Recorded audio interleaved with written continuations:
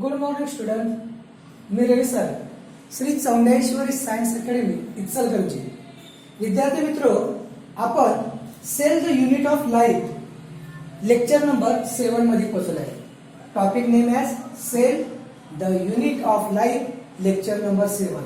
Lecture number 1, 2, 3, 4, 5, 6, 7 या सिक्वेन्सनं पाठ आला तर तुम्हाला हा टॉपिक छानपैकी समजेल आणि त्यासाठी तुम्हाला परत इफोर्ट करावा लागणार नाही.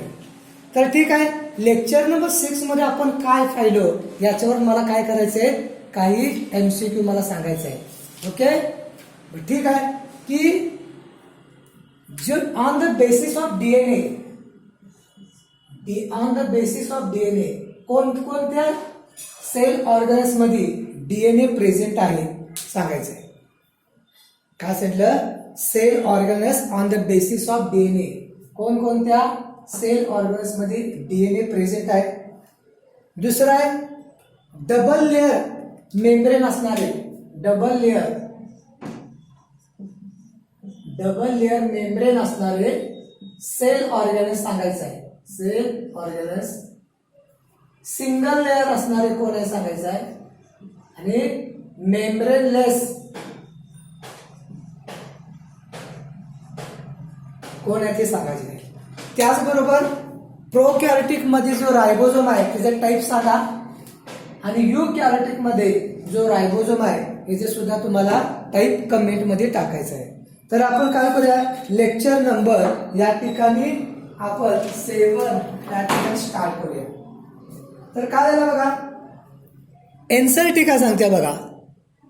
युकॅरियोटिक सेल एन्झायटी लोक आहे. The eukaryotic cell include all protista, plant, comma पाहिजे तर protista, plant, animal and fungi. युकॅरियोटिक मध्ये आपल्याला माहिती आहे की 2 प्रकारचे सेल आहेत, प्रोकॅरियोटिक सेल, युकॅरियोटिक सेल. प्रोकॅरियोटिक मध्ये बॅक्टेरिया आपण बघितले, युकॅरियोटिक मध्ये बघितलं तर प्रोटिस्टा पण आहे, प्लांट आहे, ॲनिमल आहे आणि फंजाई आपल्याला पाहायला मिळते. तुम्हाला माहित असेल की R.H. विटाकर सायंटिस्टचं नाव माहिती आहे ना मला, जिने 5 किंगडम सिस्टम दिली त्या सायंटिस्टचं नाव काय माहिती काय? R.H. विटाकर. R.H. विटाकर यांनी 5 किंगडम सिस्टम दिली. 5 किंगडम सिस्टम दिली आणि या 5 किंगडम सिस्टम मध्ये तुम्ही बघितला की जो प्रोकॅरियोटिक आहे त्याला मोनेरा मध्ये घेतलं. प्रोकॅरियोटिक जो आहे, प्रोकॅरियोटिक जे सेल आहे ते मोनेरा, बरोबर आहे. आणि बाकीचा जो प्रोटिस्टा, प्लांटी, ॲनिमल, फंजाई हे जी 4 किंगडम आहेत राहिलेलं ते युकॅरियोटिक मध्ये इन्क्लूड केलेलं आहे. युकॅरियोटिक मध्ये प्रोटिस्टा आहे बघितला तुम्ही. त्यानंतर तुम्हाला या ठिकाणी प्लांट आहे.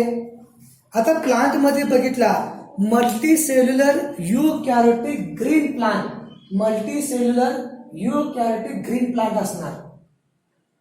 ॲनिमल काय आहेत बघा, हेट्रोट्रोपस आहेत, इंजेस्टिव्ह मोड ऑफ न्यूट्रिशन करतात आणि फंजाई ऍब्सॉर्प्टिव्ह मोड ऑफ न्यूट्रिशन करतात.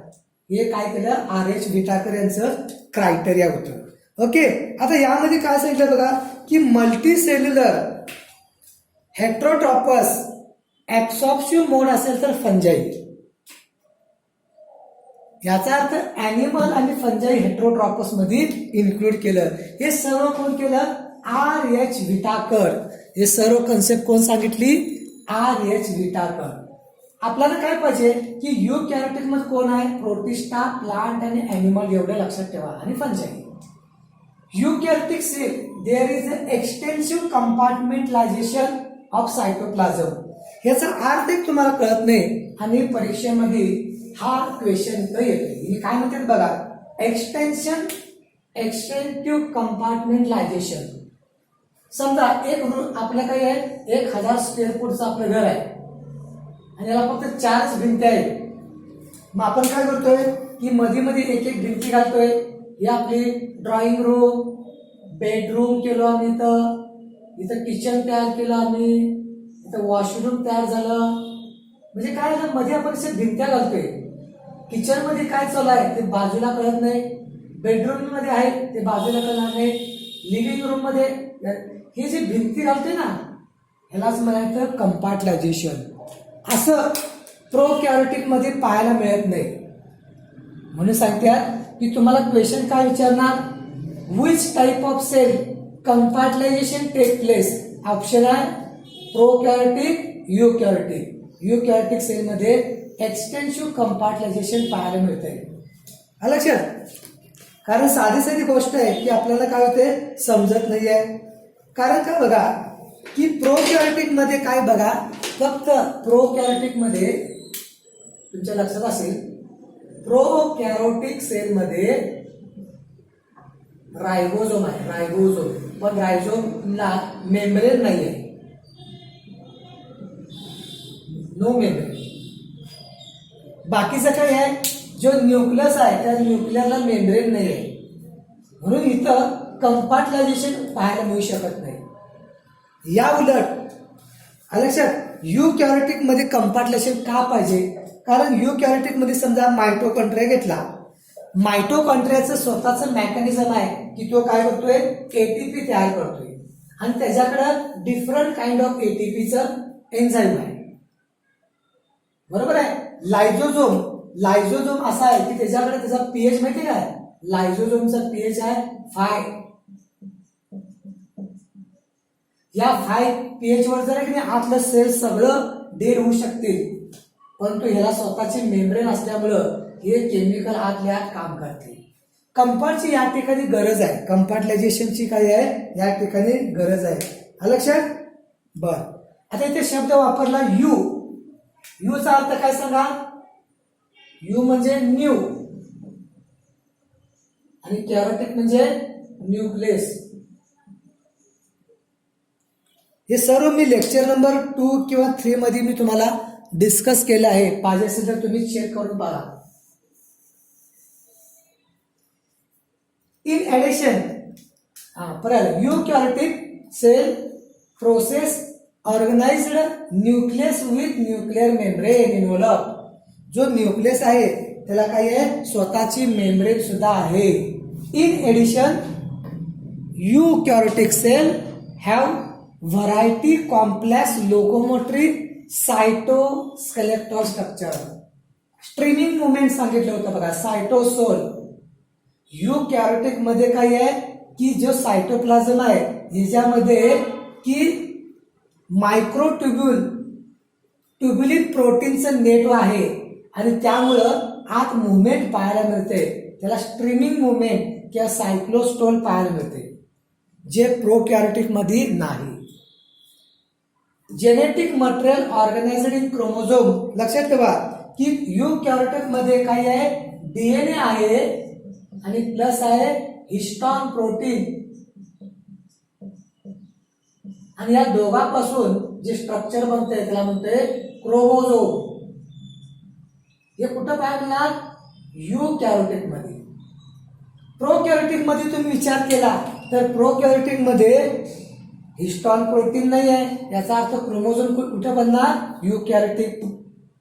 All eukaryotic are not identical. हा सर्वात महत्वाचं आहे, जेवढे काही युकॅरियोटिक आहे ते एकसारखे नाहीत. कारण का बघा, प्लांट सेल आणि अॅनिमल सेल, लास्ट लेक्चर मध्ये तुम्ही डिफरन्स घेतला.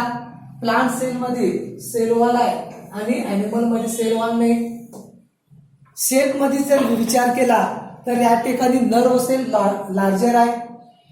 ऑर्चिडचा जो एग आहे, शांभुर्गाचं जे अंडा आहे ते सिंगल सेल लार्जर आहे. ऍसिटाबुलारी एक अलगी आहे ती सगळ्यात स्मॉलेस्ट आहे. याचा अर्थ युकॅरियोटिक मध्ये सर्व जे सेल आहेत ते आयडेंटिकल एकसारखं नाही आहेत, लक्षात ठेवा. लक्षात. बर, नेक्स्ट वन घेऊया. Plant and animal cell are different form process cell wall. बघा सांगितलं, प्लांट मध्ये सेल वॉल आहे, प्लास्टिड आहे आणि लार्ज सेंट्रल व्हॅक्युल आहे which are the absent in animal.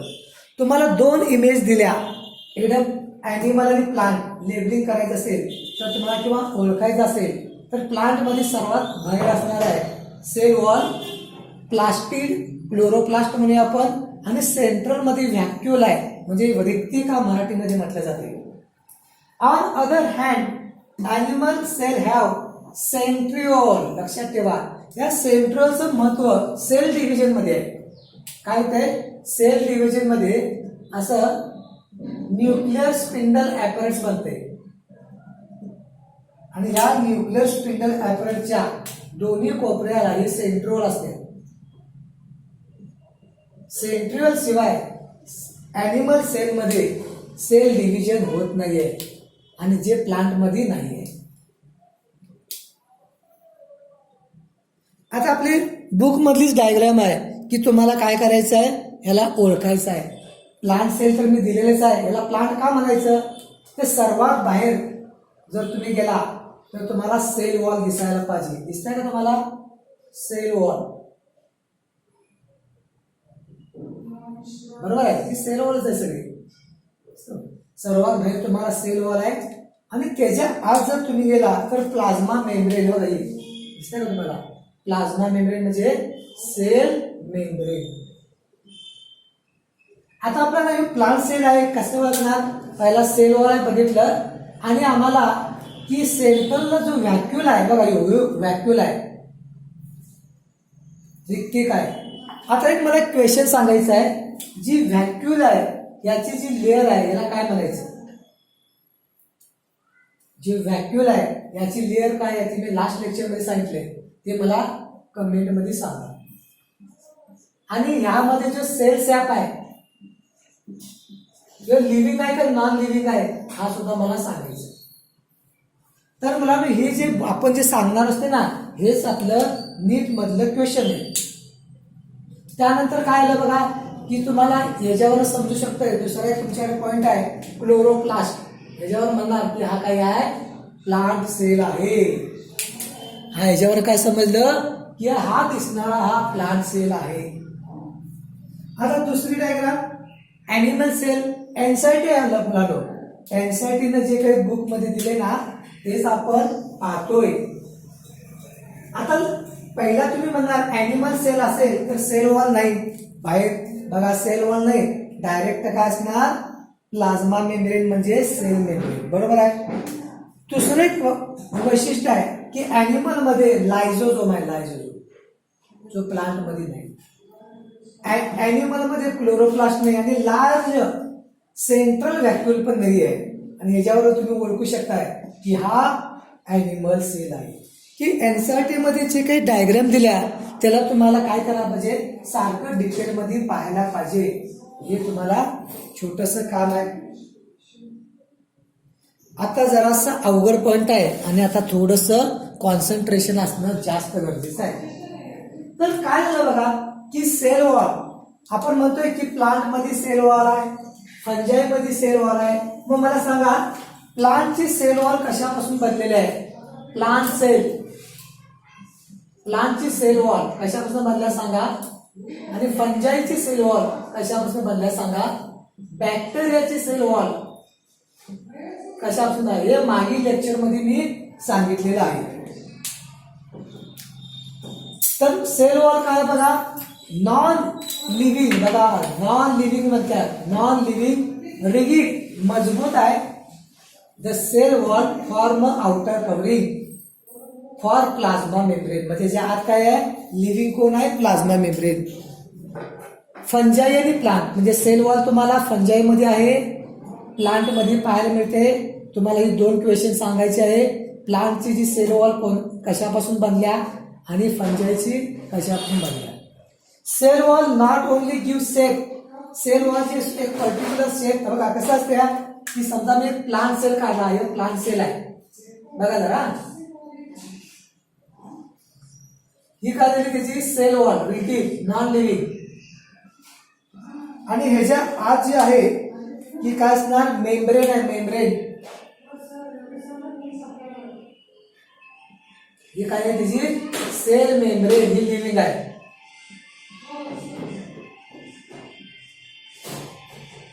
जे आउटर काय असणार आहे cell wall not only give shape, याला पर्टिक्युलर स्ट्रक्चर द्यायला आहे, but mechanical support to damage. Mechanical support to damage म्हणजे सेलला जसं इंजुरी पासून हेल्प करणार, मेकॅनिकल सपोर्ट मिळणार, इन्फेक्शन पासून संरक्षण होणार, and help cell to cell interaction and provide barrier undesired molecule. या सेल वॉल मधून मॅक्रो मॉलिक्यूल येतं ना, मॅक्रो म्हणजे लार्जर, मॅक्रो मॉलिक्यूल एंटर करणार नाही. तर हे जे संपूर्ण काम आहे ते काय तुम्हाला सेल वॉलचं पाहायला मिळतंय. थोडंसं पॉइंट बघूया आपण. अलगी माहित असेल, आपण प्लांट किंगडम मध्ये जाऊया त्यावेळी आपण बघणार आहे algae have cell wall made of cellulose galactan. हा फ्रिक्वेंटली क्वेश्चन विचारले जाते. अलगीची सेल वॉल सेल्युलोज आणि गॅलॅक्टोन पण बनल्या, galactan mannan mineral like calcium carbonate, while other plant consist of cellulose, hemicellulose आणि पेक्टिन. मगाशी तुम्हाला मी क्वेश्चन विचारला की प्लांटची सेल वॉल कशापासून बनलेली आहे, तर आन्सर आहे सेल्युलोज, हेमिसेल्युलोज आणि पेक्टिन, आणि थोड्याशा प्रमाणात तुम्हाला प्रोटीन सुद्धा पाहायला मिळते. The cell wall of young plant, एखादा प्लांट आहे यंग आहे तर primary wall capable growth and which gradually demise such a cell mature the secondary wall form inner side. जो ग्रोईंग प्लांट आहे त्याच्यामध्ये प्रायमरी वॉल आहे ती स्वतःची ग्रो करते आणि ग्रो झाल्यानंतर त्याच्यावर सेकंडरी डिपॉझिशन होतंय आत साईडला. म्हणजे काय बघा या ठिकाणी की दुसरा पॉइंट दिला ना तिने. आता एक गोष्ट एक राहिली आपली मगाच्या पॉइंट मध्ये की जी अलगी आहे, अलगीची मध्ये व्हरायटी केमिकल पाहायला मिळते. एक आहे रेड अलगी, काय म्हणतोय मी, रेड अलगी. या रेड अलगी मधून अगर अगर मिळते. हे अगर अगर ज्या अलगीपासून मिळते त्या अलगीचं नाव आहे जेलेडियम ग्रॅसिलिया, जेलेडियम, आणि दुसरं नाव आहे ग्रॅसिलेरिया.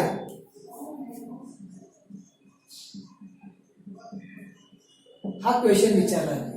रेड अलगी जी आहे त्याच्यामधनं या ठिकाणी जेलेडियम ग्रॅसिलिया यापासून अगर अगर मिळते.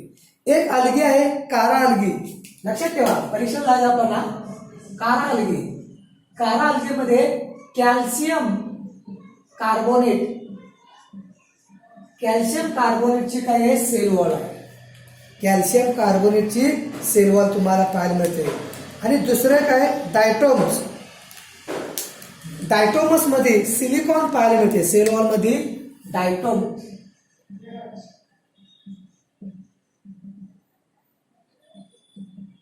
सिलिकॉनची सेल वॉल पाहायला मिळते. काय वेळा काय होतात की मोस्टली फ्रिक्वेंट हे क्वेश्चन तुमच्या समोर आलेले असतात. ठीक आहे. नेक्स्ट वन झाला middle lamella is the layer mainly calcium pectin which hold किंवा glue the different neighbouring cell together. आता इथे काय म्हटले बघा की दोन सेलला जोडण्यासाठी मध्ये मिडल लॅमेला असते असं म्हटले. याचा अर्थ बघा की सेल म्हणजे आपण काय म्हणतोय, ब्रिक्स म्हणतोय, एक वीट म्हणतोय. समजा हा एक सेल आहे, हा प्लांट सेल आहे, हा प्लांट सेल आहे आणि हा प्लांट सेल आहे. या दोन सेलच्या मध्ये जे सिमेंट म्हणून काम केलं आहे ते समजा ही एक वीट आहे आणि एक वीट आहे आणि यांच्यामध्ये काय आहे सिमेंट आहे, तरच काय होणार हे जाम बसणार. हे म्हणजे मिडल लॅमेला. बांधकाम जिथे चालू असते की नाही तुम्ही बघा गवंडी काय करतोय, इथे एक सिमेंट लावतोय, वीट ठेवतोय, इथं वीट ठेवते, पण या दोघांच्या मध्ये एक फट असत्या त्यात सिमेंट असते आणि यालाच म्हणू शकतो आपण मिडल लॅमेला. हा सेल आहे प्लांट सेल, हा प्लांट सेल आहे आणि दोघांच्या मध्ये मिडल लॅमेला या दोन सेलला एकत्र ठेवायचं काम करतोय. दोन सेलला एकत्र ठेवायचं काम करतोय. पण तू कारण का प्लांट मध्ये सेल वॉल आहे म्हणून, आणि सेल वॉल काही आहे नॉन लिव्हिंग आहे. पण तू ॲनिमल सेल मध्ये मिडल लॅमेलाची गरज नाही, कारण ॲनिमल सेल काय करणार असं एकत्र येणार डायरेक्ट. कारण का यांच्याकडे सेल वॉल नाही आहे, सेल वॉल नॉन लिव्हिंग आहे. पण तू प्लांट ॲनिमल मध्ये सेल मेम्ब्रेन आहे, लिव्हिंग आहे आणि एकमेकाच्या संपर्कात राहते आणि कम्युनिकेशन सुद्धा करू शकतात. The cell wall and middle lamella may be transfer plasmodesma. आता तुम्ही म्हणाल की ही जी प्लांट सेल आहे, एखाद्या सेलात आपला ना प्लांट सेल आहे, या दोन सेल एकमेकाला कसं कम्युनिकेट करतात, तर ह्यातनं काय करतात, सेल वॉल मधून प्लाझ्मोडेस्माटा काय म्हटले तर प्लाझ्मोडेस्माटाच्या मार्फत एकमेकाला कम्युनिकेशन करतात. लक्षात, कारण का प्लांट सेल मध्ये सेल वॉल आहे, सेल वॉल असल्यामुळं कम्युनिकेशन होणार नाही, म्हणून आत सायटोप्लाझम मधून प्लाझ्मोडेस्माटा थ्रेड बाहेर पडतात आणि एकमेकाला सेल कम्युनिकेट करतात. पण ॲनिमल मध्ये याची गरज पडत नाही. ही आहे ॲनिमल सेल. ओके, बरं. आणि काय राहिलं बघा, बरोबर आहे. आता थोडीशी एक्स्ट्रा इन्फॉर्मेशन आहे जी तुम्हाला वाचली तर चालेल, आपल्याला तेवढंच आपलं नॉलेज वाढत जाईल. काय म्हटलं जाते बघा,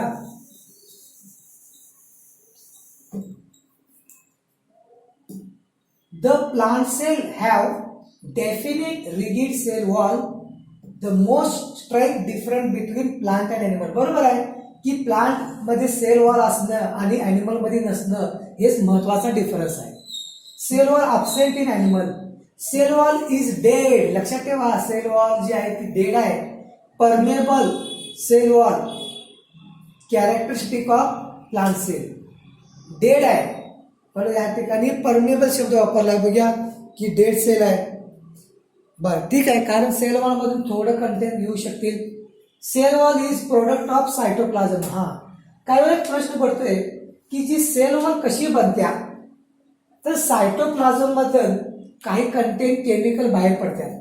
सायटोप्लाझम मधून केमिकल काही बाहेर पडतंय. Does not have act physiological boundary, आणि बाहेर जाऊन ती काय करतात, एक वॉल समान सेलच्या बाहेर गेल्यामुळं, सेल मेम्ब्रेनच्या बाहेर गेल्यामुळे त्याला आपण काय म्हणतोय, नॉन लिव्हिंग समजतोय आणि एक प्रोटेक्टिव्ह काम करते सेल वॉल. लक्षात ठेवा, सेल वॉल हे सायटोप्लाझम पासूनच बनलेले आहे. Its main function mechanical support. Cell वॉलचं मेन काम आहे mechanical support and to provide protection safe and plant. प्लांटचा जो काही सेल आहे त्याला काय करायचं आहे, शेप द्यायचा आहे, फिक्स आकार द्यायचा आहे. Cell wall distinguishable to 3 layer. आता थोडं सेलच्या बाबतीत वॉलचे लेअर तुम्हाला जरा जास्त समजून घ्यावे लागणार आहे. लक्षात,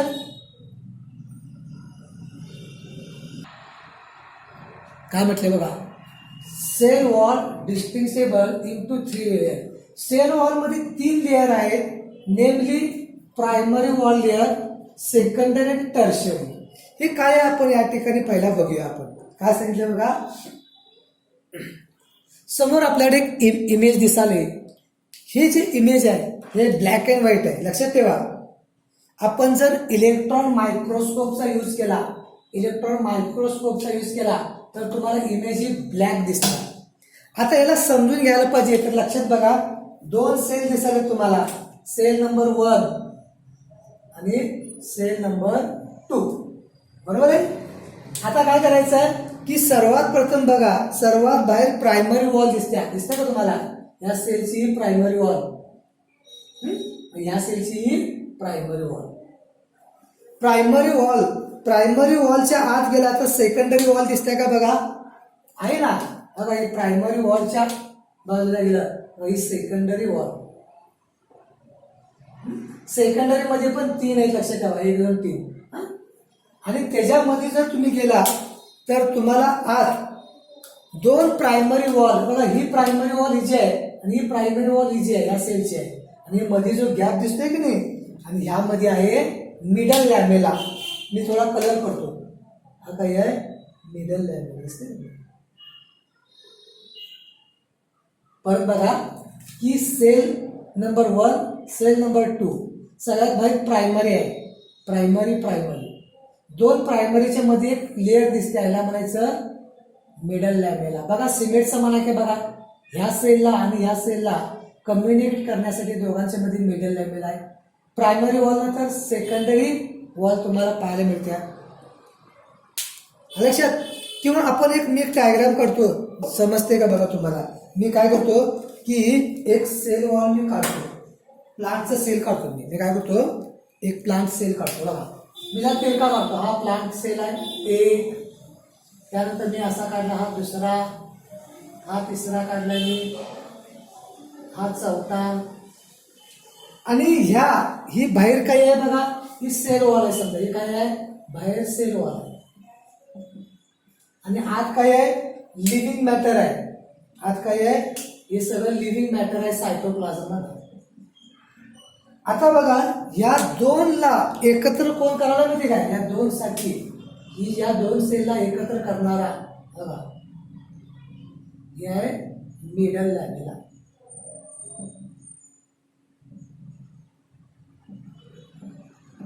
बघा की दोन सेलला एकत्र करणारा. आता तुम्ही काय म्हणणार की सेल वॉल नॉन लिव्हिंग मध्ये येणार,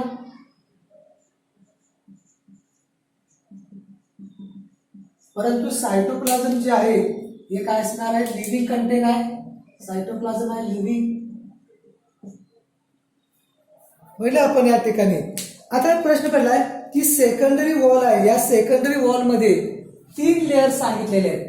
कोणकोणते आहेत बघा, तर इथे दिले बघा. जर तुम्ही हे डायग्राम बघा काय आहे, तर हे प्लाझ्मा मेम्ब्रेन आहे, ही सायटोसोल आहे, प्लांट सेलची सेल वॉल, मिडल लॅमेला बघा, ही मिडल लॅमेला,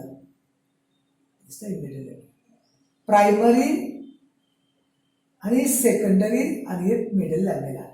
आणि सेकंडरी मध्ये परत 3 लेअर पाहायला मिळतात बघा. परत एकदा बघूया आपण, हीच डायग्राम जी आहे ती तुम्हाला परत एकदा बघायची तर बघा काय केले बघा.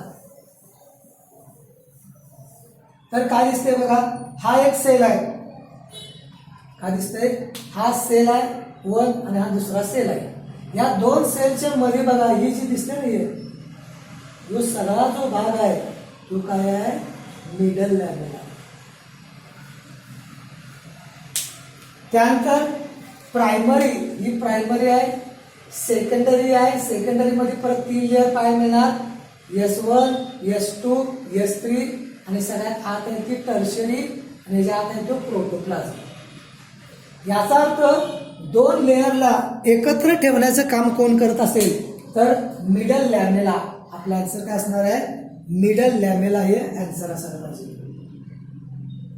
आता तुम्ही म्हणणार प्रायमरी सेल वॉल मध्ये काय काय असणार, डिटेल जरा बघा. तर प्रायमरी सेल वॉल मध्ये ला म्हटलं आपण फर्स्ट अपियर सेल वॉल, पहिल्यांदा प्रायमरी सेल वॉल बनले जाते, आणि कंपोजड ऑफ सेल्युलोज. प्रायमरी सेल जी आहे ती सेल्युलोजने बनल्या, थिन आहे आणि इलास्टिक आहे. क्वेश्चन काय आला, प्रायमरी सेल ही सेल्युलोज पासून बनलेली आहे. Cellulose is an organic compound. मी काय म्हणतोय, cellulose is as organic compound. It is the polysaccharide. Cellulose काय आहे, पॉलिसॅकराइड आहे. आणि हा मोस्टली फ्रिक्वेंट क्वेश्चन आहे की polymer of beta D glucose. Cellulose is a polymer of beta D glucose. Cellulose is primary structure component of green plant. Secondary wall contains cellulose with variable amount lignin and hemicellulose. बघा, plant मध्ये primary wall जी आहे ती cellulose पासून बनल्या, पण secondary wall आहे यामध्ये तुम्हाला सेल्युलोज आणि लिग्निन हेमिसेल्युलोज पाहायला मिळते. Lignin and cellulose consider together called lignocellulose, म्हणजे वूड.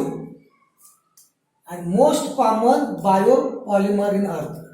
की आपल्या काय वेळा क्वेश्चन विचारला ते की पृथ्वीवर सर्वात जास्त केमिकल कोणते पाहायला मिळणार, अर्थवर सर्वात जास्त केमिकल कोणते पाहायला मिळणार, तर कारण का वूड म्हणजे लाकूड आहे आणि या वूड मध्ये काय आहे, लिग्निन आहे आणि सेल्युलोज आहे आणि शॉर्ट मध्ये काय म्हणणार, लिग्नो सेल्युलोज. आले लक्षात, लिग्नो सेल्युलोज हा क्वेश्चन आपण म्हणू शकतो. तर आता काय करायला पाहिजे, cellulose polymer of beta D glucose हा पॉइंट लक्षात ठेवा. Only one group animal, animal मध्ये काय बघा, ट्युनिकेट. ॲनिमल किंगडम मध्ये जावा, ॲनिमल किंगडम मध्ये बघा ट्युनिकेट नावाचा ॲनिमल आहे आणि हे ट्युनिकेट फक्त एक मात्र आहे की त्यांच्यामध्ये ॲबिलिटी आहे की ते सेल्युलोज तयार करतात, क्रिएट अँड यूज सेल्युलोज. बाकी कोणताही ॲनिमल सेल्युलोज तयार करत नाही किंवा यूज करत नाही, पण करणार ट्युनिकेट जरा एक्सेप्शन मध्ये येते. Some acidic bacteria also synthesise cellulose, काही बॅक्टेरिया सुद्धा सेल्युलोज सिंथेस करतात. Cellulose discovered by French chemist Anselme Payen. Estimated annual production 1.5 मल्टिप्लाय 10⁹ इतकं टन सेल्युलोज बनलं जाते. आता सेकंडरी वॉल, दुसरा एक क्वेश्चन विचारला होते की सेकंडरी वॉल मध्ये कोणतं केमिकल आहे. बघा, it situated inside primary wall, thickness 10 to 4 micrometre, deposit primary, thickness thick non elastic आणि have 3 layer 3 zone S1 S2 S3. Out of this S2 जरा थिक आहे सगळ्यात, या 3 लेअर मध्ये S2 तुम्हाला थिक आहे. तर बघा आपल्यासमोर एक स्केच दिसते डायग्राम, तर बघा तुम्ही यामध्ये पाहायला मिळते का, बघा की तुम्ही बघा S1 बघा ही S1 आहे, S2 बघा ही दिसायला, S2चा स्पेस जास्त आहे हे सगळे आणि S3 काय आहे, कमी आहे. आणि काय झाले बघा की ही संपूर्ण जी आहे ही प्रायमरी वॉल दिसायला, हे बघा ही प्रायमरी वॉल सेल्युलोज, पेक्टिन आणि हेमिसेल्युलोज मिडल लॅमेला आहे. सेकंडरी मध्ये S1 S2 जास्त दाखवला आहे आणि S3 कमी आहे, याचा अर्थ सेल्युलोज, हेमिसेल्युलोज आणि लिग्निन. हे जे इमेज आहे तुम्हाला भरपूर क्वेश्चनचे आन्सर करून देते. थोडंसं या ठिकाणी इम्पॉर्टंट पॉइंट आहेत. Following chemical compose as a secondary wall. Lignin, it is a polymer, लक्षात ठेवा, it is a polymer of coniferyl alcohol. Sclerenchyma tissue माहिती आहे, xylem, vessel and tracheid. Cutin, polymer of fatty acid, material like plant and epidermis. And suberin, polymer of fatty acid. तुम्हाला 3 point लिहून घ्या, lignin, cutin and suberin कशाचं polymer आहे हे तुम्हाला माहिती असणे गरजेचं आहे. लास्ट वन आहे tertiary wall. Deposit few cell, died of plasma, dried of protoplasm, made of xylem पाहिजे, झायलम अँड सेल्युलोज. त्यानंतर बघा the main component cell wall plant. Cell wall काय आहे, प्लांट मध्ये मेन कंपोनंट आहे cellulose. Smallest structure unit of cell wall elementary call microfibril. म्हणजे cellulose कसं असते बघा, आपण एखादं कापड घेतलं, धागा घेतला, आपल्या इचलकरंजीमध्ये असं कारखाना असतं मध्ये असं धागा बनवते बघा, असं कापड बनते. त्यातला एक जो धागा जो आहे याला आपण काय म्हणते, फिब्रिल म्हटलं जाते. लक्षात ठेवा, हे जर कंटेंट जे आहे तुम्ही नुसतं रीड केलं चालेल. इच मॅक्रेकल of 100 cellulose chain 3000 glucose molecule, 3000 beta D glucose पासून 1 cellulose chain, 100 cellulose chain 1 micelle, 20चा 1 आणि 25चा मायकल. हे मेजरमेंट जर लक्षात ठेवा. आणि एकदा परत तीच डायग्राम आहे, मगाशी मी जी एक्सप्लेन केल्या तीच तुम्हाला डायग्राम दिसत नाही. त्यानंतर microfibril visible under microscope. Last one बघा, cell wall growth. Cell wall growth काय सांगते बघा की thickness of cell wall increase by apposition. दोन टर्मॉलॉजी बघूया आणि इथं स्टॉप करूया. एक सर आला बघा की शब्द वापरलाय ॲपोजिशन, शब्द आलाय ॲपोजिशन. तुम्हाला माझ्या स्क्लेरल कायमा जो आहे त्या स्क्लेरल कायमापासून फायबर बनतात, बरोबर आहे. आणि फायबर बनताना जर तुम्हाला असं बनत असेल असं एक पॅटर्न बनत असेल तर काय म्हणणार, layering of cellulose over cellulose growth is called मल्टीनेट growth. आणि दुसरं आहे इन टिश्यू सक्सेप्शन. इन टिश्यू सक्सेप्शन मध्ये synthesis of cellulose molecule and link interlink of this molecule growth of is non as mosaic growth. म्हणजे इथे काय होणार बघा की एक थ्रेड आहे, इथं लिग्निन जमा झालं, इथं लिग्निन जमा झालं, लिग्निन झालं, परत लिग्निन वाढलं, परत इथे काय लिग्निन वाढलं, लिग्निन असे डेव्हलप झालं. अशा प्रकारचे पॅचेस मोजेक पॅटर्न पाहायला मिळते. तुम्हाला काय लक्षात ठेवायचं आहे की सेल वॉल मध्ये जी ग्रोथची व्हायला ग्रोथ ॲपोजिशन अँड इन्स्टिप्शन या दोन जी टर्म आहेत ती सेल वॉलच्या ग्रोथच्या रिलेटेड आहे. लास्ट वन आहे मिडल लॅमेला. मिडल लॅमेला मध्ये शेवटचा पॉइंट आहे. परत एकदा बघा मिडल लॅमेला म्हणजे काय आहे. मी काय सांगतोय की मिडल लॅमेला कसं आहे बघा की प्लांट सेल मध्ये सेल वॉल आहे. ऍक्च्युली काय व्हायलंय बघा की समजा एक प्लांट सेल आहे आणि त्याला काय व्हायचं आहे, डिवाइड करायचं आहे. माझ्याकडे काय आहे, ही प्लांट सेल आहे, ही प्लांट सेल आहे. या प्लांट सेल आता काय करायचं आहे, डिवाइड करायचं आहे, बरोबर आहे. डिवाइड झाल्यावर काय आलं की पहिल्यांदा इथं न्यूक्लियस, दोन न्यूक्लियस बनलं, हा पण न्यूक्लियस बनला. आणि त्यानंतर की ह्याच्यामध्ये पहिली जी लेअर बनील कुठली बनणार, ह्यात एक पहिला पार्टिशन येणार आणि पार्टिशन आल्यानंतर परत जी काही मेम्ब्रेन जी आहे सेल वॉलची परत याला कव्हर करणार आणि परत याला कव्हर करणार. याचा अर्थ बघा की मिडल लॅमेला कुठे आहे बघा, ही आहे, ही आहे बघा मिडल लॅमेला.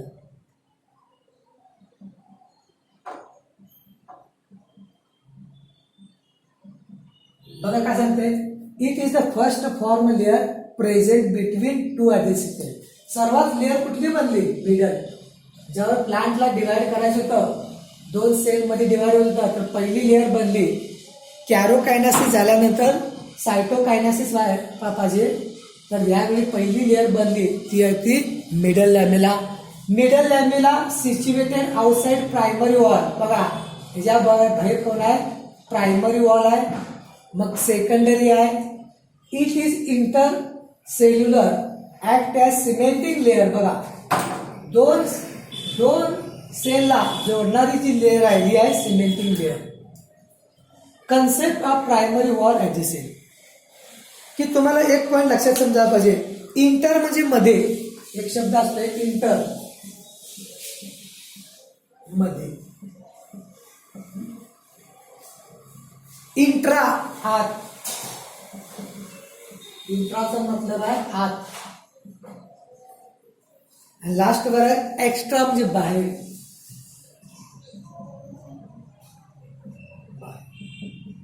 बघा ह्या दोन्हीच्या इंटर नाही एंट्रा शब्द वापरला, एंट्रा दोन सेलच्या मध्ये. तर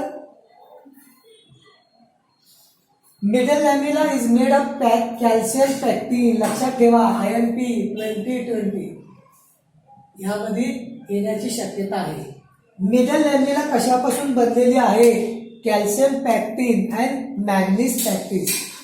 most of common element in middle.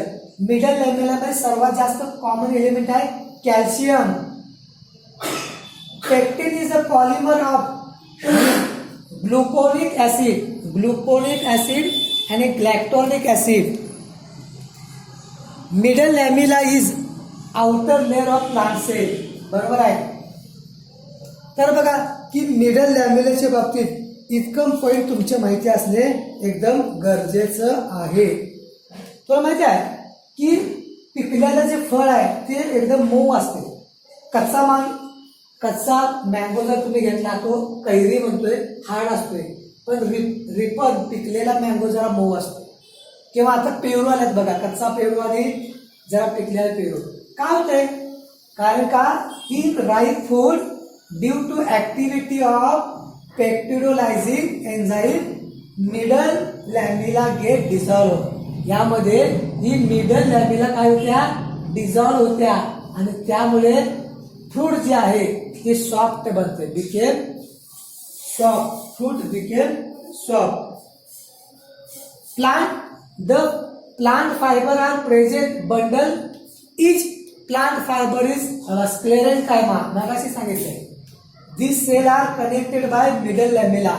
सर्व जे काही स्क्लेरेन्कायमा आहे त्या मिडल लॅमेलाच्या कनेक्ट मध्ये असतात. This reason यामुळं fibre are present in bundle. So obtain this fibre enzyme pectin is used. तुम्हाला प्लांट मधून जर फायबर काढायचं असेल तर तुम्हाला काय करायला पाहिजे? मिडल लॅमेला डिझॉल्व करायला पाहिजे आणि यासाठी पेक्टिनेज नावाचं एन्झाईम तुम्हाला वापरायला पाहिजे. कारण का दोघांच्या मध्ये मिडल लॅमेला आहे, ही सिमेंटिंग लेअर आहे आणि या फायबरला सेपरेट करायचं असेल तर तुम्हाला मिडल लॅमेला काय करायला पाहिजे? डिझॉल्व करायला पाहिजे. काही वेळा ह्या प्रोसेससाठी बॅक्टेरिया सुद्धा वापरतात. This process as a retting of fibre. Bacteria Clostridium acetobutylicum. Clostridium acetobutylicum also use as a retting fibre. तर रेटिंग फायबर म्हणजे काय? मिडल लॅमेलाला काय करायचं आहे? डिझॉल्व करायचं आहे. या प्रोसेसमध्ये आपण बॅक्टेरिया पण यूज करू शकतोय. हा क्वेश्चन झाला तुम्हाला की मॉलिक्युल्स मध्ये मायक्रोब ह्युमन वेलफेअर मधला हा क्वेश्चन इथं आलाय बघा. Microbe human welfare. ठीक आहे. प्लाझ्मोडेस्माटा की दोन सेलला कनेक्ट जर करायचं असेल तर आमच्याकडे काय पाहिजे? प्लाझ्मोडेस्माटा. काय केला ते बघा की प्लांट मध्ये दोन सेल आहे. हा एक सेल आहे, हा एक सेल आहे. या सेलला काय? ही सेल वॉल आहे. हा आता सेल वॉल आहे, हिच्या आत काय आहे बघा? मेम्ब्रेन आहे. सेल मेम्ब्रेन, ही सेल मेम्ब्रेन, हे दोन्ही लिव्हिंग आहे. तर ह्यातून काय होतंय? जे थ्रेड आहे त्यातून बाहेर पडतात आणि एकमेकाला कनेक्शन करतात. ह्याला म्हणायचं प्लाझ्मोडेस्माटा. लक्षात, ऍनिमल सेल मध्ये रिक्वायरमेंट नाही आहे. प्लांट मध्ये आउटर जी आहे सेल वॉल आहे ती डेड असल्यामुळं तुम्हाला प्लाझ्मोडेस्माटाची रिक्वायरमेंट आहे. First time observer scientist name as Strasburger. These are protoplasmic connection through cell wall and bridge adjacent cell. Cytoplasmic bridge present between adjacent cell is called a plasmodesmata. Continuity cytoplasm to form cell to cell maintained through plasmodesmata. बघा की sale to sale काय आहे? Communication साठी plasmodesmata. आणि plasmodesmata fine cytoplasmic canal which lined membrane plasma membrane often tubule ER is called desmotubule. आता इथे एक शब्द आलाय ER. ER चा अर्थ काय आहे? Endoplasmic reticulum. ER means endoplasmic reticulum. Endoplasmic रेटिक्युलमचा एक जो थ्रेड आहे तो सायटोप्लाझमिक कॅनल मध्ये येतोय आणि यापासून एक स्ट्रक्चर बनते, त्याला म्हणायचं डेस्मोट्यूब्यूल. काय म्हणायचं? डेस्मोट्यूब्यूल. यासाठी शब्द वापरला जातो. तर इथे दिसते बघा प्लाझ्मोडेस्माटा. दोन सेल आहेत. हे आउटर सेल वॉल आहे, आज सायटोप्लाझम आहे. आणि बघा की एकमेकाला कम्युनिकेशन करण्यासाठी बघा apoplastic pathway, symplastic pathway, plant physiology, water mineral मध्ये तुम्हाला हे पाहायचं आहे. तर दोन सेल एकमेकाला प्लाझ्मोडेस्माटाच्या थ्रू कम्युनिकेशन करतात. With the help of plasmodesmata, all protoplasm of living system link form continuous. सर्व एकमेकाला इंटर केलेलं आहे. आणि या ठिकाणी आपलं काय होतंय की लेक्चर नंबर या ठिकाणी 7 क्लिअर होते. Okay, bye, take care.